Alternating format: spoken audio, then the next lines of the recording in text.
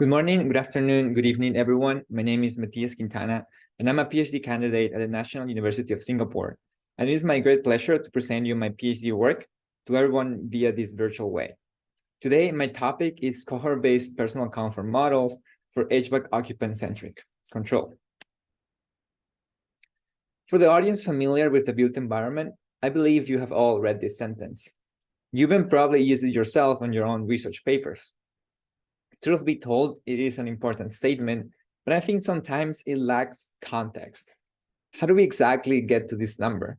And why does this happen? Let's bring things a bit closer to home. Here on our little red dot, the annual mean temperature is 27 Celsius, with very little variation, and the relative humidity is 84%. Quite hot and humid to be outside, right? Therefore, it makes sense that Singaporeans spend 96% of their time indoors. The preference for indoor environment is actually a common characteristic of the Anthropocene. Therefore, conditioning the indoor environment is crucial for occupants and is one of the main priorities of the built environment. Unfortunately, it is linked to another problem we are facing. Globally, buildings account for 40% of the total energy consumption and 30% of the total greenhouse gases emission. Just here in Singapore, 25% of the entire country's electricity consumption goes to air conditioning in commercial and residential buildings. Going back to the statement we saw at the very beginning, how is the building sector consuming too much energy? By having their heating, ventilation, and air conditioning systems, HVAC, catering for occupants' indoor thermal comfort. But why does the number even get this high? Why is thermal comfort leading to such high consumption? Let's start by looking at how thermal comfort is seen, or in other words, how is it modeled? Thermal comfort relies on multiple things, such as the environment around us and our physiological response. There's an industry standard widely used, known as a predicted mean vote, or PMV. The formula behind this is based on different environmental and occupants parameters, and it aims to predict thermal comfort for pretty much everyone. But this doesn't solve the problem. In fact, a recent study shows that PMV is only able to predict accurately around 34% of the time. This is why, thanks to the proliferation of sensors, a current research trend is to use environmental and physiological data paired with occupant feedback to develop data-driven models. Nevertheless, these new approaches come with their own difficulties. For the starters, data-driven models require, well, data. Thermal comfort datasets are obtained either in thermal chambers, which are controlled spaces, rooms where one can control many different environmental parameters, or that they can be obtained in the field, wherever the occupants are, their homes, their work. This is sometimes called in the wild. Whichever way it is, the actual data comes from measured parameters over time, which then are paired with the subjective response each occupant gives, either via phone, emails, or nowadays using smartwatches like this one. Here, the possible options an occupant can choose are 3, but some datasets collect occupants' responses with 3 or even 7 options, or labels. Despite these advances, though, setting up large data collection experiments are limited by administrative overhead and the cost it has, and it's also limited by the number of people within the experiment. Sometimes the user's behavior with respect to leaving feedback can also affect the quality of the response. It is known as survey fatigue. We cannot ask them every single minute to tell us how they feel. This means that more often than not, the resulting dataset ends up looking something like this. There's a disproportion on the number of labeled data for specific thermal comfort responses. The figure on the bottom right corner shows a dataset with 7 different options or labels, but the same problem of disproportion happens in datasets with 3 or 5 labels. This is a considerable problem from the thermal comfort perspective. Data is costly, scarce, and the little we have sometimes is not that great. But what about the HVAC system themselves? We just saw they consume lots of energy, right? Surely they must be working hand in hand with thermal comfort. Actually, yes, Research regarding building controls and thermal comfort has spiked over the last 2 decades, each field referring to concepts from each other, which they call themselves occupant-centric control. However, there is little overlap in actually using each other's concepts and methods. This has also created certain problems. Deploying building control algorithms is mostly done using software that is single-purpose, computationally expensive, and quite niche.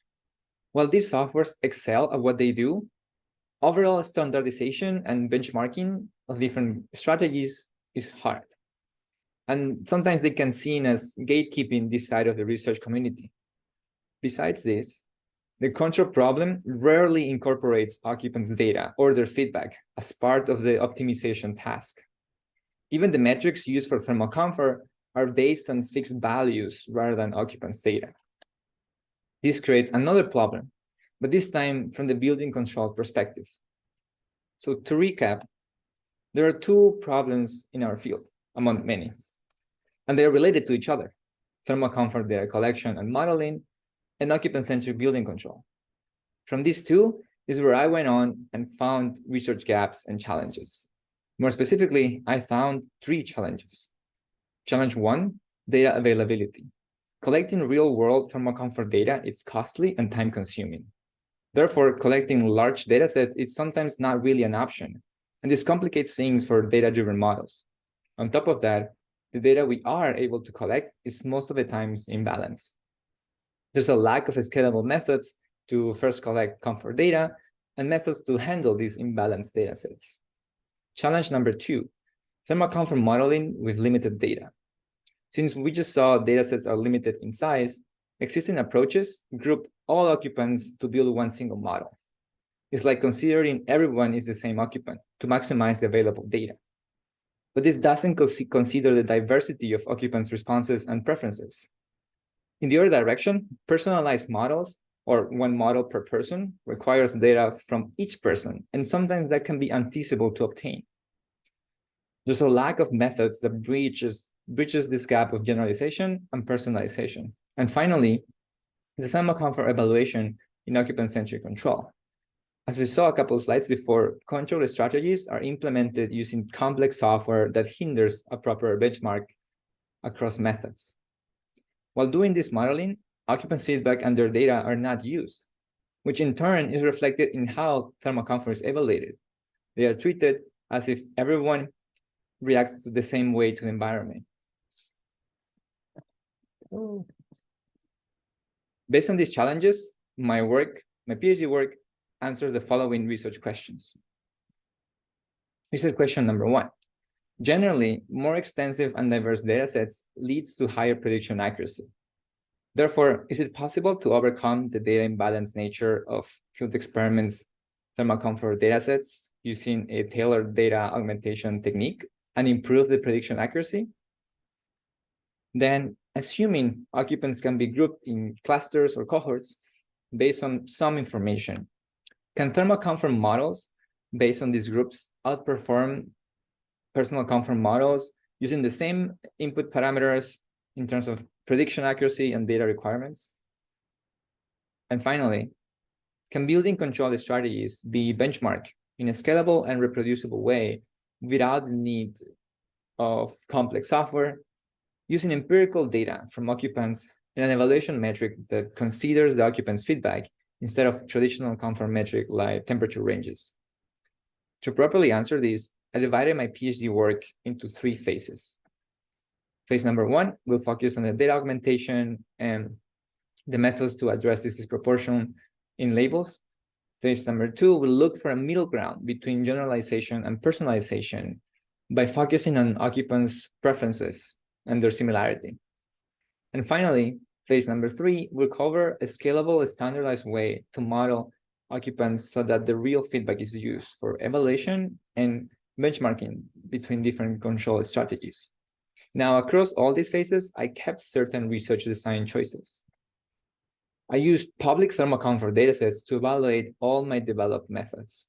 Specifically, I chose 3 datasets: a control dataset, meaning it was collected in a thermal chamber, a field dataset, and the Azure Global Thermal Comfort Database.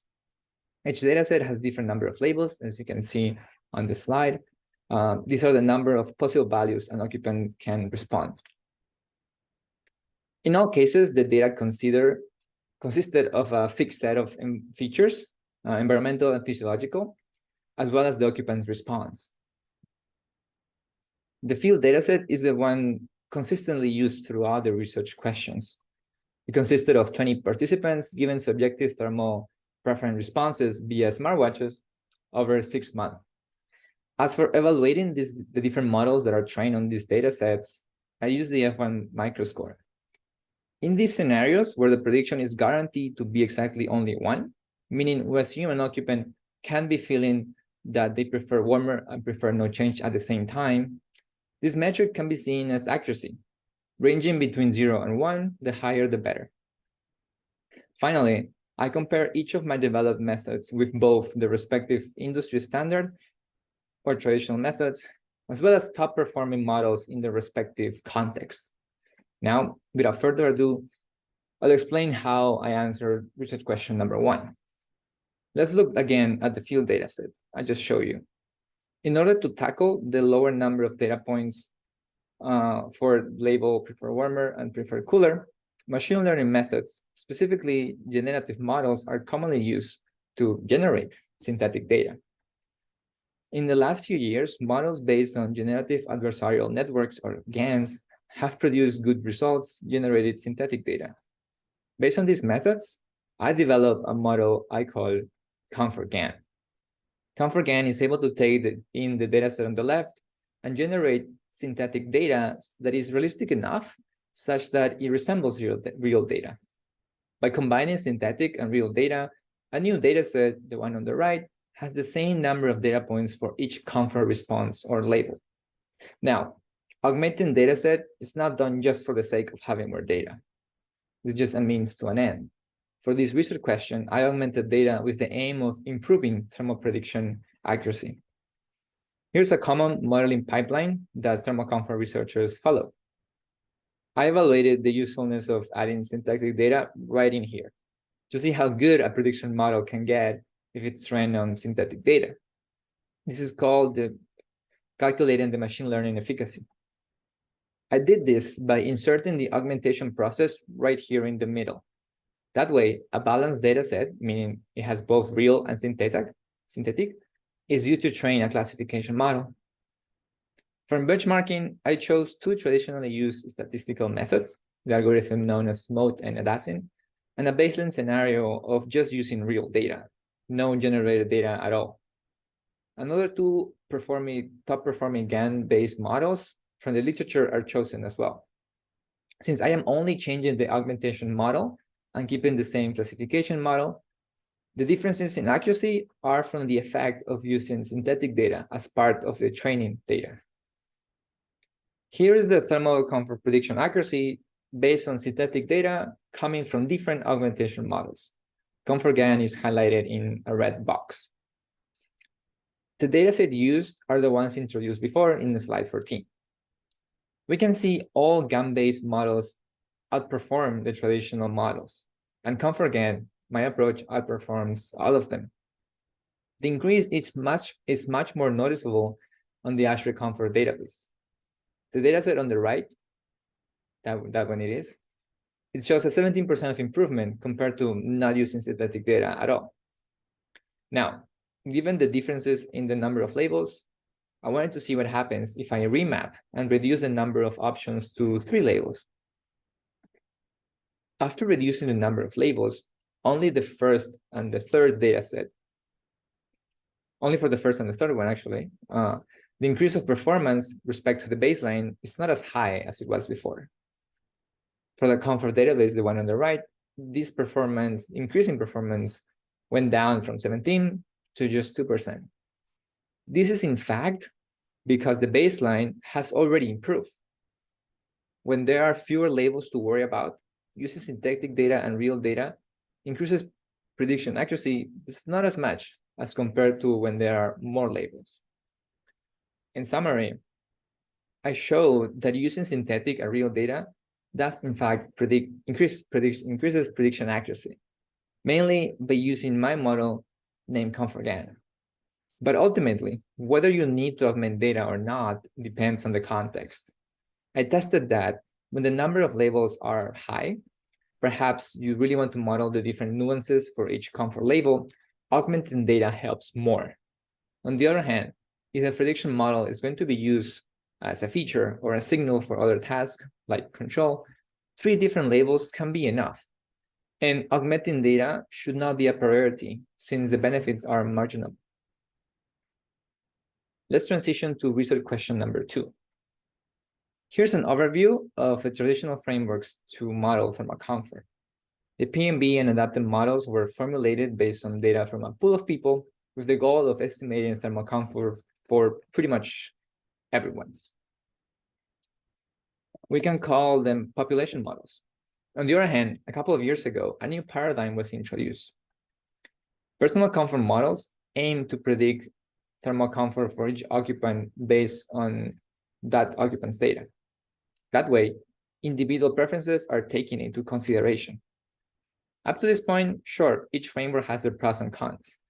Being able to generalize with population model means having models aim for a population is good because you don't need data from everyone, but you lose personalization. And at the same time, personalization is good, but requires lots of data from each person. In this middle ground is where I develop cohort comfort models, a framework that gets the best of both worlds. My approach uses data from a pool of people, but preserves some degree of personalization. The framework is conceptually as follows. First, here's a slightly more detailed recap on how a data-driven model is built. Truth be told, it's not just for thermal comfort, but any classification task. Sensor data is collected, environmental or physiological data, and at the same time, thermal comfort labels, perhaps with a smartwatch, are recorded by the user as well. With the data and the labels, prediction models can be trained. Here is where I introduce my framework. Alongside collecting sensor data, let's collect some one-time sample data too. Think of psychological surveys, satisfaction with life surveys, or personality trait surveys. So instead of modeling right away, occupants with similar responses to those surveys are grouped. Groups can also be made based on the relationship of the collected data and their thermal comfort responses. And whichever alternative is used, there are now different groups of people, different cohorts of people. And for each of them, a thermal comfort model is trained. The question now is, how do we know which group is the right group for a new occupant? In other words, how does this cohort assignment happen? I designed my framework to work with 2 different scenarios. First, let's assume that we can't afford to collect data from a new participant. We can't send them smartwatches notification or email notification, phones, whatever. But we can make them fill out a one-time sample data like onboarding surveys. With this information alone, we can assign them to a respective cohort where the occupant with similar responses are. For example, let's say the occupant has a high score on one of those surveys, then they are assigned to the cohort where occupants have high scores. In other fields, this is known as cold start because it starts from scratch with no labeled data. In the other scenario is where on top of this one-time sample data, we can afford to collect some data. We're not redoing the entire data collection experiment, we're collecting a much smaller number of data points. This labeled data is then used in each cohort model, and the occupant is assigned to the cohort where the accuracy is the highest.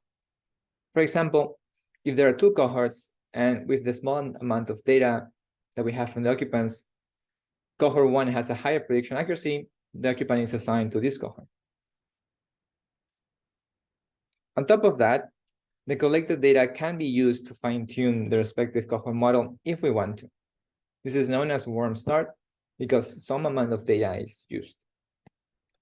Similarly to research question number 1, the impact of this framework is evaluated on the effect on the final thermal comfort prediction accuracy. The dataset used is once again a field dataset, the one mentioned before on slide 14. And on this dataset, I tested these 2 variations of no data and some data, and I found 2 cohorts. Here we see a box plot of both cohorts and of the prediction accuracy on each occupant repeated 30 times. Two other models were also benchmarked: a general purpose model trained on all people's data, and personal models, one for each person. PMB is also thrown in the mix to serve as a reference. Looking closely at the two different flavors of my approach, personal comfort models perform better than them. And this is not too much of a surprise. Personal comfort models are ultimately the best case scenario. Data from one person is used to train a model just for that one person.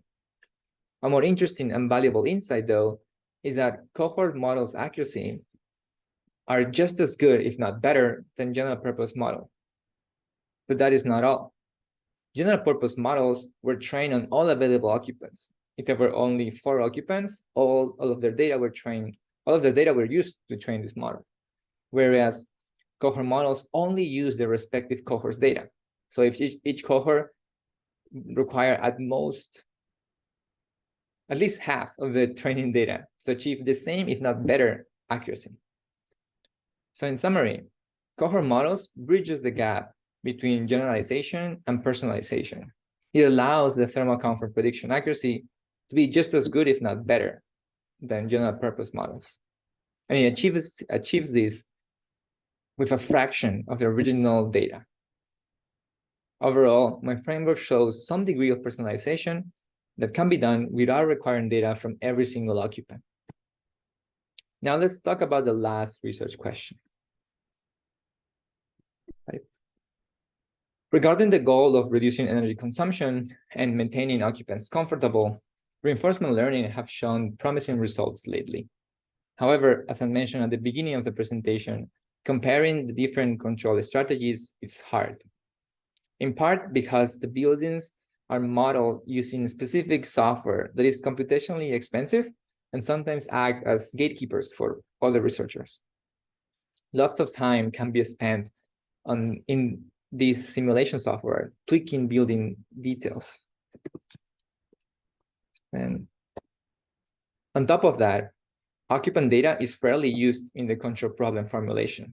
In fact, thermal comfort is treated as a calculation of PMB, which we know is only accurate 1/3 of the time. Sometimes even fixed temperatures ranges are used, which assume people are always comfortable or they are the same. To some extent, these are not living up to the name of occupant-centric control. It assumes people will always feel the same under the same conditions. All of this leads to a lack of standardized ways of comparing control strategies and a realistic portrayal of occupants' comfort inside buildings. This is why I developed a framework I called ComfortLearn.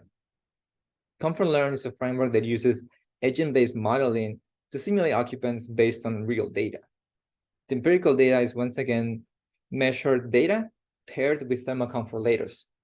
It's the field data set I introduced you before. This real or empirical data can then be used alongside control strategies like the ones proposed by the reinforcement learning community. Additionally, ComfortLearn standardizes the way these strategies are benchmarked by first modeling buildings using their historical BMS data. Current research shows that this is sufficient for control strategies. This means no computationally expensive cost simulation is required. And because no cost simulation is required, no niche software is used. In fact, I implemented ComfortLearn using a framework named OpenAI Gym, one of the most widespread benchmarking frameworks in the control community, which has already started to gain some momentum in the built environment, specifically in problems regarding demand response and interactive power grid. Now I'll show you how ComfortLearn works. First, the different streams of data are gathered, data from occupants, buildings, and weather. Then models of both the occupants and buildings are made from this empirical data. This way, a more realistic approach is represented.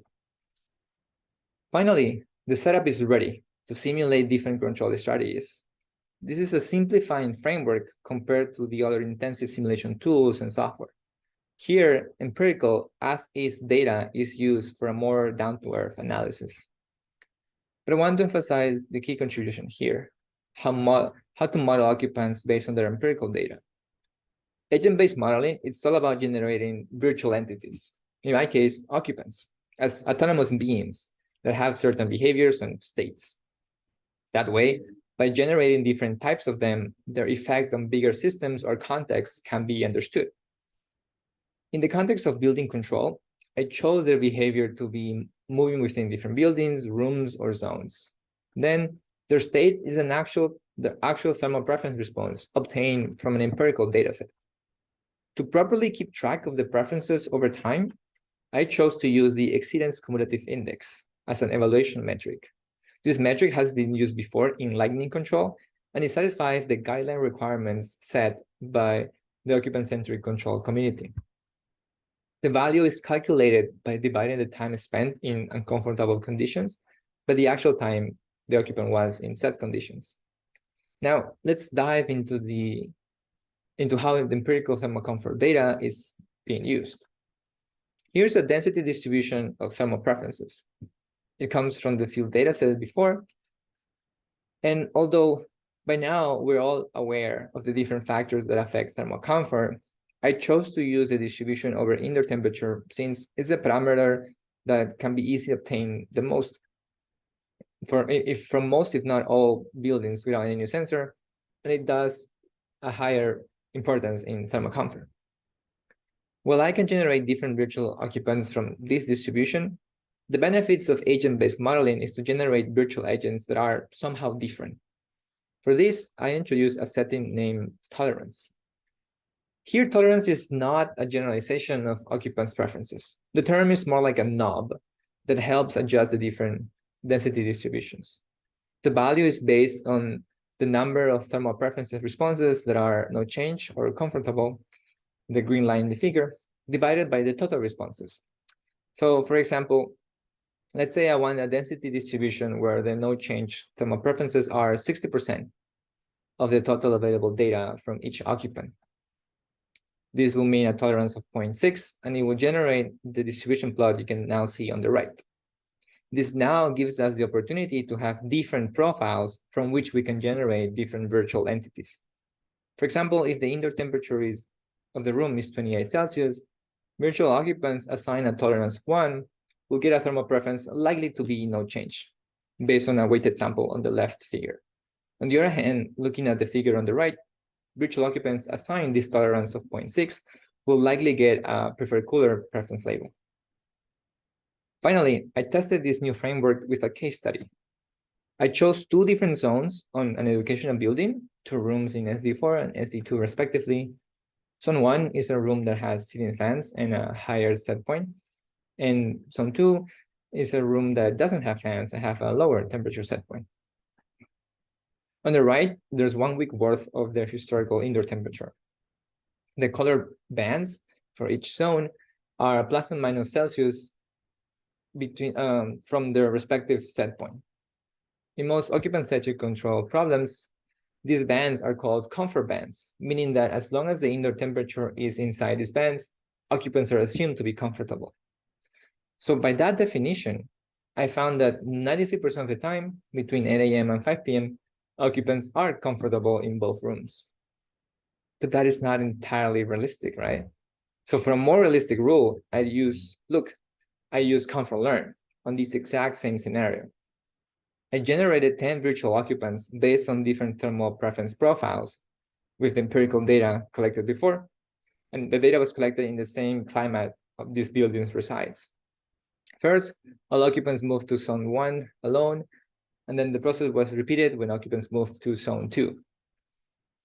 This heat map shows the overall average exceedance over the full work week. For each virtual occupant with a tolerance 0.6, the lower the value, the better. The darker red zone shows that this type of occupant are comfortable 40% of the time on average in Zone 2. But what's interesting is that they are better off in Zone 2 rather than Zone 1. Let's now look at the same occupant with different tolerance level. Here is a time series of the exceedance value throughout that week for just 1 virtual occupant. The thick line is the mean exceedance value, and the shaded regions are 2 standard deviations around them. This figure confirms that for a tolerance of 0.6, Zone 2 is a better environment for this type of occupant, at least thermal preference-wise. But for occupants with a higher tolerance, Zone 1 is a more suitable space. In fact, with that tolerance, they have an average exceedance value of 0.25, which means they are comfortable 75% of the time whenever they are in the room. In summary, I show that relying on static metrics like comfort bands can be misleading. And by using my methodology, ComfortLearn, a more realistic picture can be obtained. I designed ComfortLearn as a simplifying framework that avoids the use of intensive simulation tools. This framework allows us to emulate a range of comfort outcomes based on different occupants. It allows us to emulate different scenarios that were not possible before because it was assumed that people felt the same. Now, with ComfortLearn, a wide diversity of thermal preferences can be simulated, which creates a range of outcomes. Overall, it sets the stage to evaluate even further control strategies that can now use the occupants' comfort data in their own formulation. So to sum it all up, let's go back to each research question. The key contribution I made by answering the first research question is that I tested the synthetic data does improve thermal comfort prediction accuracy.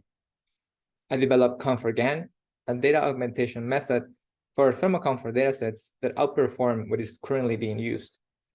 At the same time, I thoroughly analyzed under which scenarios it makes the most sense to even augment data in the first place. This last contribution is suitable in practice to, from the get-go, decide whether or not to spend time creating synthetic data, since it mainly depends on the application at hand.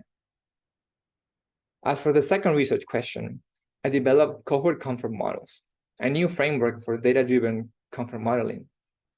My approach is the sweet spot between models that uses everyone's data with no personalization and models that require lots of data for personalization. I tested and found that the accuracy of my cohort models are just as good, if not better, than general purpose models, but require half the training data. On the application side, my approach allows building practitioners or researchers to have a good thermal comfort prediction of new occupants without even collecting data from them. Finally, for the last research question, I developed ComfortLearn, a simplified framework for building control benchmarking that uses agent-based modeling for a more realistic portrayal of occupants. By using empirical data, this more realistic picture is seen without misleading values from static metrics. This framework creates a ranges of outcomes regarding different indoor scenarios and a diverse set of occupants' preferences. I also developed this framework in a scalable way, such that when it comes to its application, practitioners or other researchers don't need to learn an entire software suite from scratch. They can use it and build on top of it, as with many other already widespread tools in the control research community. Finally, there is runway to expand on my contributions and address the limitations of my work. For the starters, there's a plethora or new state-of-the-art generative model that addresses the technical challenges of my approach. But on top of that, if instead of generating synthetic individual data points, thermal preference profiles could be seen as the object of study instead of individual data. Regarding the second research question, the field dataset used throughout this work consisted of only 20 participants in Singapore. A global dataset could help us discover diverse cohorts or cohorts that transcend this geographic location. Even the temporal dynamics is an interesting venue that was out of my scope. Whether belonging to one group is only beneficial for a specific context or time. Then ComfortLearn in research question number 3 sets the stage for future control strategies that now use empirical data in their own formulation. I limit my work to testing whether buildings working as is are suitable compared to using exceedance value as a metric. And while the results are useful, now is where this information can be put back into the control loop to perform actions of both the system and occupants. Overall, extending the benchmarking to reinforcement learning control is what's next. With all that said, here's an overview of my first author publications during my PhD. I would like to thank all my co-authors and reviewers. And last but not least, I would like to thank my lab members, my advisors, Clayton Miller and Stefan Esquivon, the committee members here in this oral defense, and my close collaborators, Federico Tartarini and Sultan Nagy. Thank you very much.